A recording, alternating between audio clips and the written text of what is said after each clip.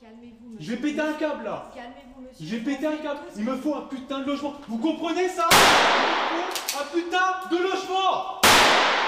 Ces balles ne sont pas réelles. Il s'agit bel et bien d'un exercice pour les militaires et les secours. Le scénario, un homme se rend à la mairie d'Hérisset pour obtenir un logement d'urgence.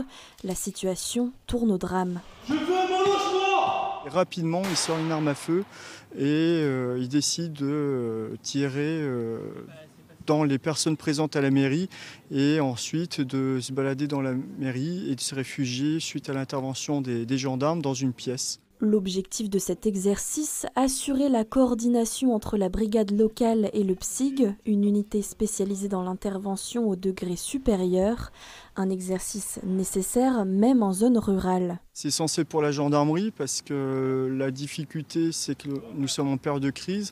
Nous avons plus de personnes qui sont vulnérables, qui sont capables de passer à l'acte. On l'a vu malheureusement encore il y a quelques temps à Ambert. Donc on doit être prêt au quotidien face à un panel de menaces très large. La brigade de Bar-sur-Seine est la première sur les lieux pour sécuriser le site. Les militaires du PSIG arrivent dans un second temps pour prendre en charge les victimes.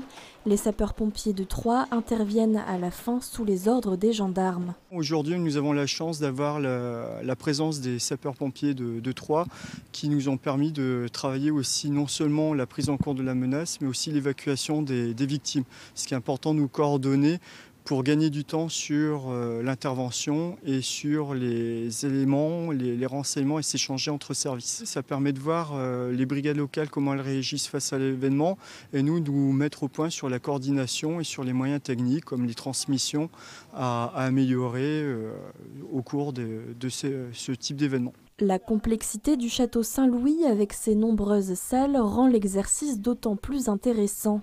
Une vingtaine d'habitants s'est portée volontaire pour se mettre dans la peau d'otages ou de victimes. Un sentiment de satisfaction parce que voilà, un exercice qui se passe au Risset, c'est sympa, tout s'est passé dans la bonne ambiance, enfin, c'était très bien, ça a permis aux gendarmes de s'entraîner. Et puis il y a un sentiment de se dire aussi, pourvu que ça reste qu'un exercice. Bilan de l'exercice, malgré un effectif légèrement insuffisant, les équipes ont su communiquer entre elles pour assurer l'intervention.